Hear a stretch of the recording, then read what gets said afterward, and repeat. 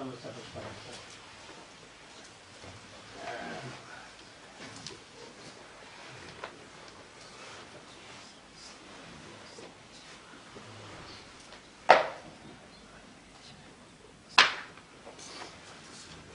بالله من الشيطان الرجيم. الحاج ferme la porte. بارك الله فيك. أعوذ بالله من الشيطان الرجيم. بسم الله الرحمن الرحيم. وصلى الله وسلم وبارك على حبيبنا محمد وعلى آله وأصحابه أجمعين.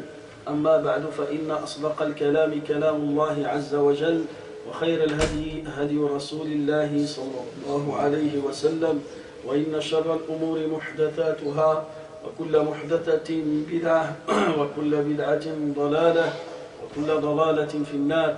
فيا رب أجرنا من النار بعفوك وأدخلنا الجنة برحمتك يا عزيز يا غفار. أيها الإخوة الكرام، لا نزال بفضل الله عز وجل نتحدث عن الأصول الثلاثة التي يجب على كل مسلم أن يتعلمها. الأصل الأول ألا وهو معرفة الله عز وجل. الأصل الثاني معرفة النبي محمد صلى الله عليه وسلم. الأصل الثالث لا بد من معرفة دين الإسلام بالأدلة. يقول الشيخ رحمه الله في كتابه بسم الله الرحمن الرحيم: اعلم رحمك الله أنه يجب علينا تعلم 4 مسائل. الأولى العلم، فطريق معرفة الله وطريق معرفة رسول الله وطريق معرفة الدين بالعلم، لا تكون بالجهل والتقليد بل تكون بالعلم والدليل والبرهان الواضح. فلذلك بدأنا بالحديث عن أهمية العلم والعلماء وطلبة العلم. من هذا المنطلق ذكرنا قصة موسى عليه السلام مع الخضر عليه السلام. لما خطب موسى خطبة في بني إسرائيل وكانت خطبة مؤثرة بكى الناس فيها وخشعت القلوب، جاء رجل ممن حضر هذه الخطبة فقال لموسى عليه السلام: يا موسى أيوجد أحد أعلم منك في الأرض؟ فقال لا. فعاتبه الله عز وجل أنه لم يرد العلم إليه ولم يقل الله أعلم. فقال الله له: يا موسى إن لي عبدا في مجمع البحرين هو أعلم منك. فما كان من موسى عليه السلام إلا أن أمر فتاه خادمه أن يرحلا ويبحثا عن هذا الرجل. لماذا؟ لكي يتعلم موسى منه. وموسى عنده علم كبير وعلم كثير، وهو كليم الله عز وجل، وهو نبي الله، وهو رسول الله، وهو المعلم لبني إسرائيل، وهو حاكمهم، وهو نبي. ومع ذلك ترك كل هذه المناصب وسافر سفرا بعيدا من أجل أن يلتقي بالخضر عليه السلام وأن يتعلم منه وأن يزداد بعض العلم، أن يتعلم علما زائدا. أما أصول العلم فهي عند موسى عليه السلام، ولكن يريد أن يزداد، وذلك مصداقا لقول الله لنبيه في القرآن الكريم: وقل رب زدني علما. Inch'Allah, mes chers frères, toujours on parle sur les 3 fondements que chaque musulman doit connaître. Le premier fondement, il faut connaître Allah Azza wa Jalla. La deuxième chose, il faut connaître le prophète Muhammad sallallahu alayhi wa sallam. Et la troisième chose, il faut connaître la religion de l'islam avec ses preuves. On a commencé d'expliquer ce livre très intéressant. Le savant qui a écrit ce livre, il a commencé par Bismillahir Rahmanir Rahim pour demander la bénédiction d'Allah et demander la guidée d'Allah et demander le soutien et la facilité d'Allah Azza wa Jalla. Après Bismillahir Rahmanir Rahim, il a dit une phrase: sache qu'Allah te fasse miséricorde. Il a fait un dua avec celui qui veut étudier ce livre, qui veut entendre, lire ce livre, qui veut apprendre ce livre. Sache qu'Allah te fasse miséricorde. Qu'il est une obligation pour nous d'apprendre 4 choses. La première chose, la science. Avec la science, tu pourras connaître Allah. Avec la science, tu vas connaître le messager d'Allah. Avec la science, tu vas connaître bien ta religion. Alors, la science, la valeur de la science, la valeur des savants, la valeur des étudiants de la science. Et là, il parle de la science religieuse. Il parle de la science religieuse.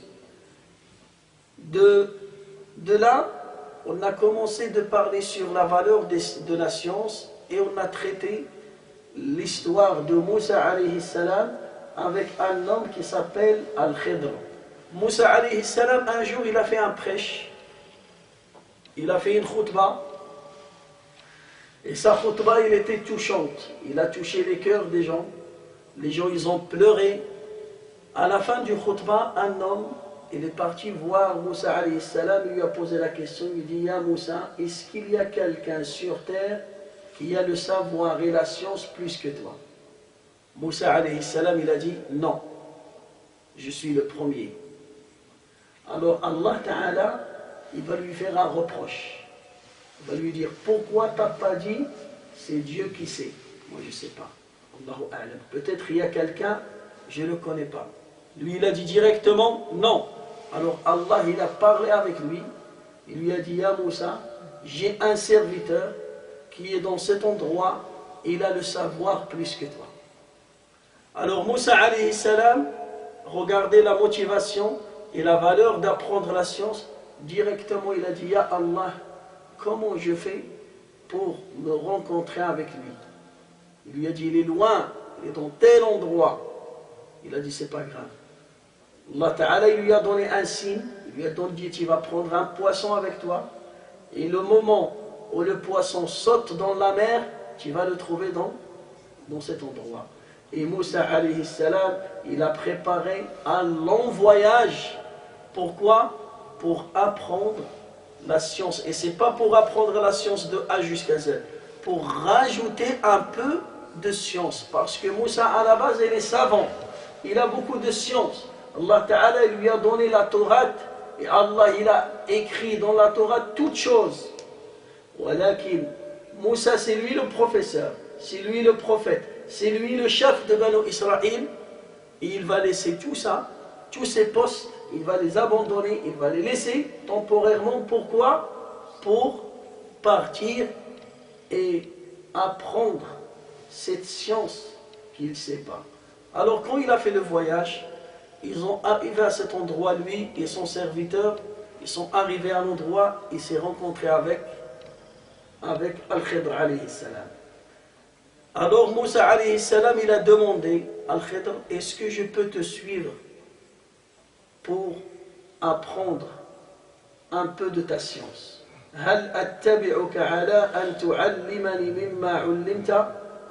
veux apprendre un peu de ta science. Est-ce que tu me donnes la permission? Est-ce que tu me donnes l'autorisation de te suivre pour apprendre un peu de ta science? Le professeur, il va lui dire, innaka lan tastati'a ma'iya sabra. Tu ne pourras pas patienter avec moi. Wa kayfa tasbiru ala ma lam tuhit bihi khubra. C'est normal. Tu vas voir des choses étonnantes. Satara ajaban. Fa kayfa tasbiru ala hada al-ajab. Tu vas voir des choses qui sont nouvelles. Et tu ne vas pas comprendre. فقال موسى ستجدني إن شاء الله صابرا ولا أعصي لك أمرا. Moussa alayhi salam, il lui a dit, c'est bon, je vais patienter par la grâce d'Allah. Si Dieu le veut, je vais patienter et je ne vais pas te désobéir. وَلَنْ أَعْصِي لَكَ أَمْرًا. قال لا, الخضر va mettre une condition. قال إن اتبعتني فلا تسألني عن شيء حتى أحدث لك منه ذكرا. Il lui a dit, c'est bon, tu vas m'accompagner, je vais t'apprendre un peu de science, mais il ne faut pas me poser des questions sur des choses. Regarde et ne parle pas. Même si tu vois des choses qui ne sont pas normales, il ne faut pas parler. On est d'accord? On est d'accord. Bismillah. فانطلق حتى إذا ركب في السفينة. Première action, c'est quoi? Ils vont monter dans un bateau. Les propriétaires de ce bateau, ils vont les ramener gratuitement. Bidouni Nawal. Les propriétaires du bateau, ils connaissent le Khidr. Le Khidr, il avait un bon comportement, c'était un bon conseiller, c'était quelqu'un qui propage le bien. Alors ils ont dit, toi et tes amis, gratuit, on va te déposer gratuitement. Enfin, quand il est monté dans le bateau, au milieu de la mer, le Khidr, il va mettre un trou dans le bateau. Il va casser un peu le bateau.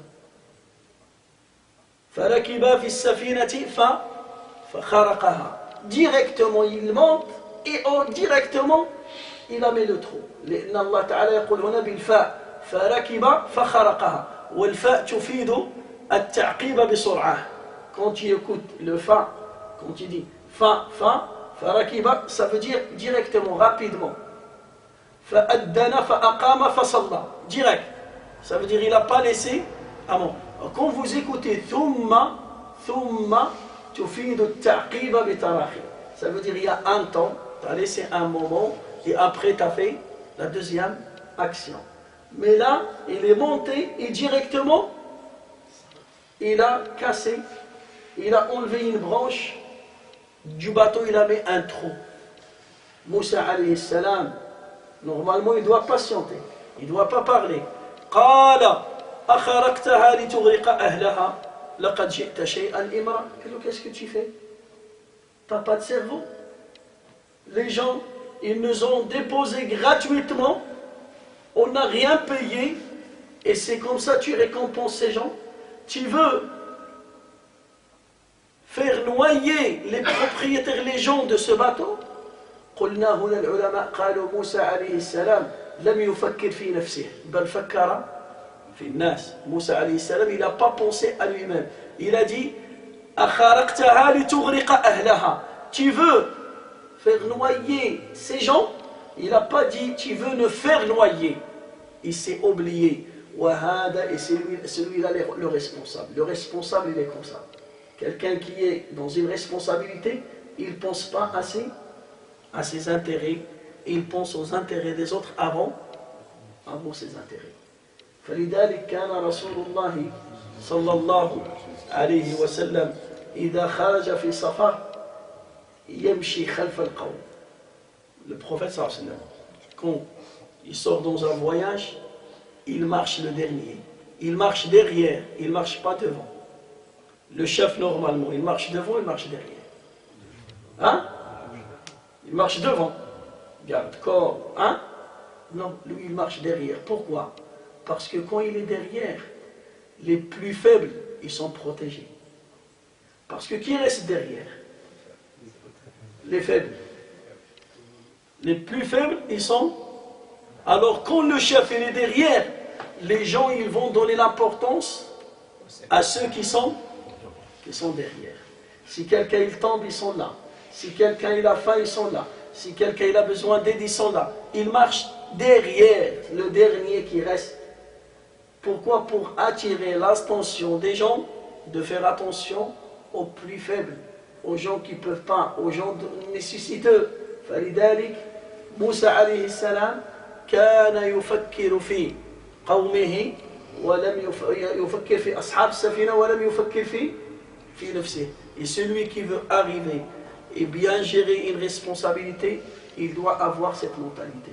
S'il n'a pas ce principe dans son engagement, il va tricher et il ne va pas faire un travail professionnel et il ne va jamais perfectionner son travail. لن يتقن عمله وسيغش هؤلاء الناس ولن يقوم بمسؤوليته كما أمره الله عز وجل. فلذلك si on parle maintenant par exemple les députés qui représentent le peuple dans l'Assemblée. Normalement, pourquoi ils sont là? Ils sont là pour défendre les intérêts. On les a mis devant, on a voté sur celui-là, c'est un député. Pourquoi? Pourquoi il est dans l'Assemblée nationale? Pour dormir et pour prendre un bon salaire?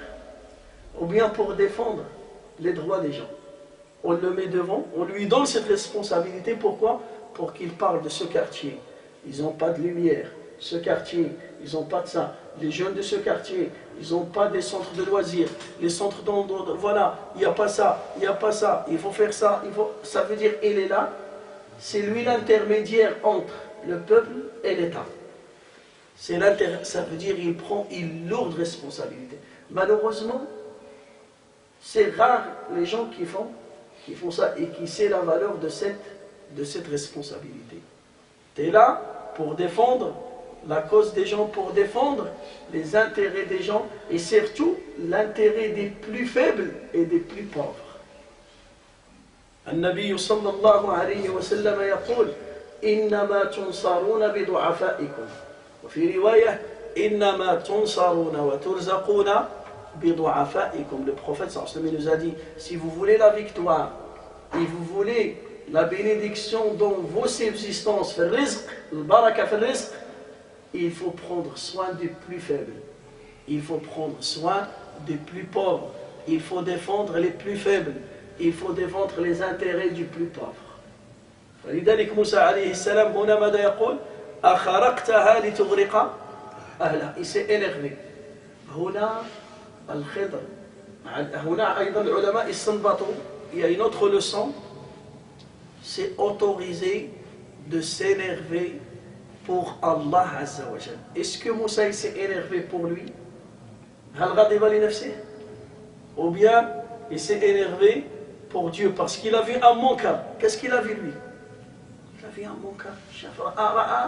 Comment tu vas casser les affaires des autres? Comment tu vas casser les affaires des autres? Subhanallah. C'est pas à nous le bateau, c'est à ces gens-là. Pourquoi tu l'as cassé? Il s'est énervé pour qui? Pour Allah. Nous on a une règle. احنا عندنا واحد لا règle. واش يقول لك؟ يقول لك بعد غير راسي مشقف. Il te dit, laisse-moi tranquille et fais ce que tu veux. Écarte ma maison et fais ce que tu veux faire dans le quartier. Non, c'est pas ça. النبي صلى الله عليه وسلم يقول من رأى منكم منكرا فليغيره بيده فإن لم يستطع فبلسانه فإن لم يستطع فبقلبه. Ça veut dire le musulman, quand il voit un blâmable, il ne doit pas regarder et fermer ses yeux. Non. Si tu regardes et ça te fait... Si tu peux intervenir avec tes mains, il faut changer ce blâmable. Si tu ne peux pas, il faut le changer avec la langue, avec ta bouche. Si tu ne peux pas, il faut détester ça dans ton cœur. Il faut faire un geste. Il faut que ta foi bouge. La tuhibbu shar wa la tuhibbu al-munkar.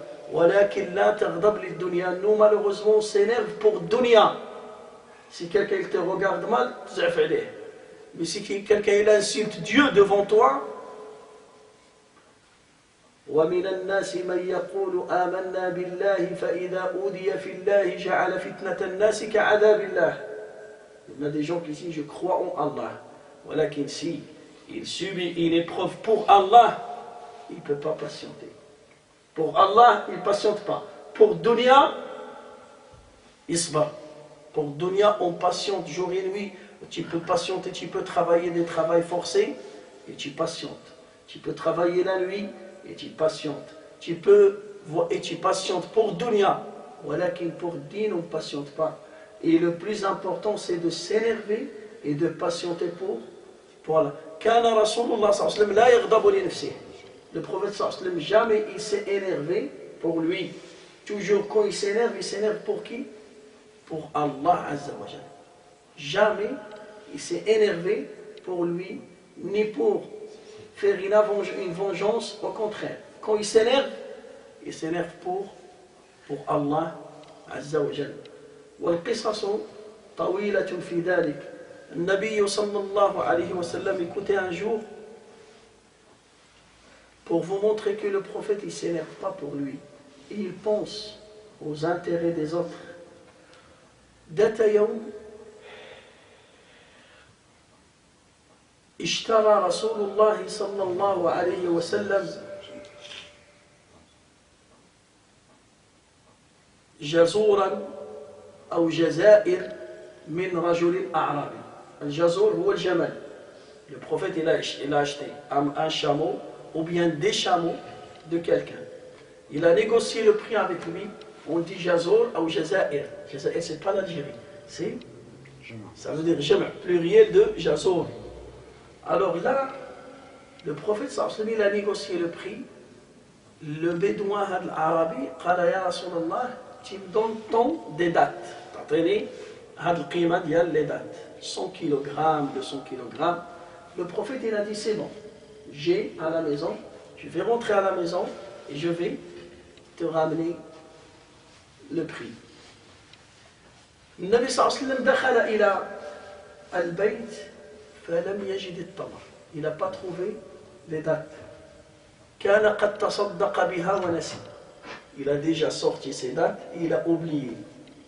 فخرج, il est sorti voir le bédouin, قال له يا أعرابي قد ظننت أن لي تمرا في البيت فدخلت فلم أجده. فقال الأعرابي يا غدر, يعني يا غدار, tu m'as trahi. Qu'est-ce qu'il a dit? Tu m'as trahi.